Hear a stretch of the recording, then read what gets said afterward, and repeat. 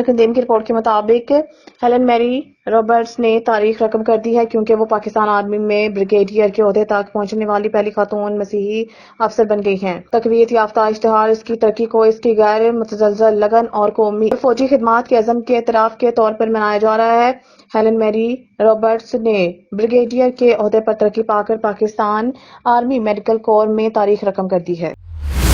ملک ندیم کی رپورٹ کے مطابق وزیر مملکت برائے آئی ٹی اور ٹیلی کمیونیکیشن شاہزاں فاطمہ خواجہ نے جمعے کے روز پاکستان میں بین الاقوامی مالیاتی فنڈ IMF کے رہائشی نمائندے ایستر پیریس روئس کو یقین دلایا ہے کہ حکومت پاکستان کو ڈیجیٹل بنانے کے لیے پرعزم ہے کے تحت معیشت قومی ڈیجیٹلائزیشن پلان۔ ملاقات کے دوران پاکستان میں ڈیجیٹلائزیشن کے عمل اور IT اور ٹیلی کمیونیکیشن سیکٹر پر تفصیلی تبادلہ خیال کیا گیا۔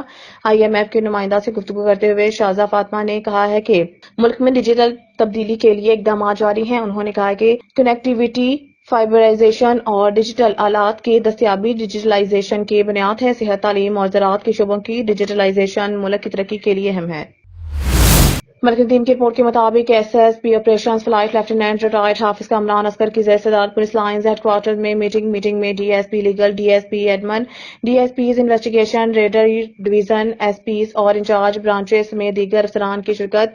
دفاتر میں آنے والے شہریوں سے خوش اخلاقی سے پیش آتے ہوئے ان کے مسائل ترجیحی بنیادوں پر حل کیے جائیں۔